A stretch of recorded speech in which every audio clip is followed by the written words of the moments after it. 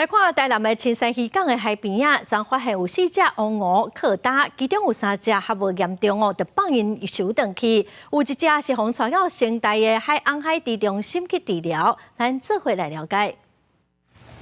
城大鲸豚中心的职工2个人一组，一个人依持乌鹅的姿势，甲伊的鱼领还有气孔顶面，避免伊的器官去放地着。那另外一个是一直甲伊淋水降温，希望维持伊的生命现象。从那个挫伤的后面，你也可以看到有很严重的晒伤。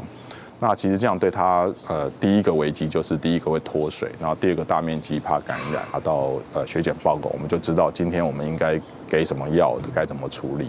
海巡署找到早起8点，接到民众通报，讲台南青山渔港南堤海沙部有4只活的海猪啊集体化沙，也因为安尼，先随通报南部分署第1划船队派人去救援，也要联络城大鲸豚研究中心协助。到现场看了后，认为这海猪啊应该就是乌鹅，其中3只身体状况较好，原地给放回去，也那另外1只是带回去治疗。